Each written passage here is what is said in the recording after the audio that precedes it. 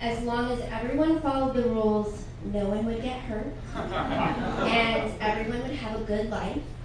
And conversely, if you broke the rules, it was all going to go to hell. But this thing about my family is important to know, because this is why it seemed like an okay idea to my parents to leave the 3 little girls alone in the Chevy pickup truck. And so the Chevy pickup truck was from 1968. It was huge, massive. And there's 2 important kind of quirks about it. First, the passenger door lock didn't work very well. It was broken, so it's supposed to have that black knob that's shaped like a golf tee, but that was missing. So it just had this screw stuck up from it with a little nut on top and a little strap of leather. But it was so hard to open and close. Like, the kids couldn't do it. We couldn't do it at all. We would just get in the driver's side and slide across the seat. And it was also made back before power steering and power brakes. So the brake was really hard to push down to the floor. And my mom, who's like 5'6", when she would be driving, she would have to put both feet on the brake and kind of stand up and go down. And my parents had bought this truck from my grandfather, who bought it from his father. And we had taken it, we had just moved to a suburb of Denver. My dad, every time he got promoted, we got transferred to a new store, and we lived in a mobile home, so we just took everything with us. So we moved into this new mobile home park in town, and it was on the steepest hill I've ever seen, like something out of San Francisco. And one of the things we moved with us, along with our mobile home, was this huge wooden deck that went on the back, and we brought it on a big flatbed truck. So my parents had this job where the 2 of them had to carry this wood deck all by themselves from the flatbed truck and set it up behind the house. And it's the kind of thing that's like super heavy, you can't see very well.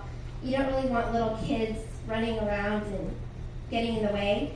So that's how the 3 of us came to be in the truck by ourselves.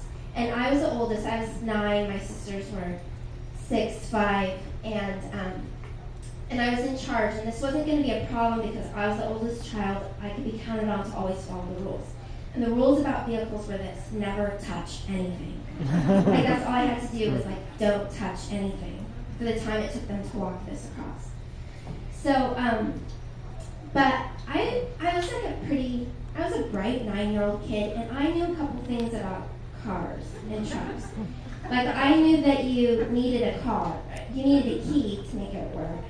I knew you needed to turn a key in the ignition to turn the engine on. And I also knew a thing or 2 about how to entertain the little sisters. And I thought, I'm going to take them for a little ride. There's no keys. It's going to be fine. And so I started making up this story for them about where we were going to go, and I took the steering wheel and I started turning it one way, turning it the other way, and then I saw the gear shift on top, and I thought, I've seen adults move that. And so I grabbed it and I pulled it, and it just clicked 1 notch to the right. And the truck started rolling down, backwards down the steep hill. But we weren't going straight down the street because I turned so we were turning towards the neighbor's house. And we were going really quickly. So I was doing the math in my head really quickly. We hadn't met the neighbor yet. But I was pretty sure from the other mobile homes we lived in that it was probably like a really sweet older lady named Mildred, who's probably sitting in her armchair watching, like, you know, some game show. And so I'm thinking, okay, not only have I just killed me and my sisters, we're about to destroy this property, but we're probably going to take out Mildred too. And so I did what any really bright 9-year-old girl would do in the same situation. I started screaming hysterically. And my parents were about halfway to the house with the wood deck when they heard the click. And they say they knew as soon as they heard the click what had happened, and that they didn't even look at each other, they didn't say a word, they just simultaneously dropped the deck and started to run toward the truck. My dad ran around the back, and he like tried to push it from behind. And he was like strong, but come on. Like, a 1968 Chevy pickup truck is just huge and massive, and it was still rolling. And my mom ran for the closest door, which happened to be the passenger door with a bad lock. And she reached and she grabbed the door, and it flew open magically. And she jumped across the floorboard, which was so wide, and she stuck her arms out, and without thinking, kind of latched her fingers, and she hit the brake, and somehow it went down to the floor, and the truck stopped. And my parents were so like scared. They got angry, you know, where you're like, I'm glad that you lived, but now I'm going to kill you. So they sent all of us to our room while they cooled down. And I remember thinking, gosh, we just wanted to take them for a ride. And I thought that was going to work out fine. I just couldn't believe I got it so wrong. And I think that day I stopped trusting myself, at least a little bit.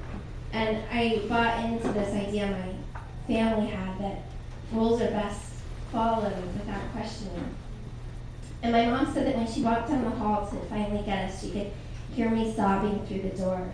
They're gonna kill me. They're gonna kill me. And then when she opened the door, my sisters were on either side of me. I was holding them like they could somehow protect me from the pending judgment. But she just looked at us and said, girls, let's go get some pizza. Come on. Let's go for a ride. Thank you.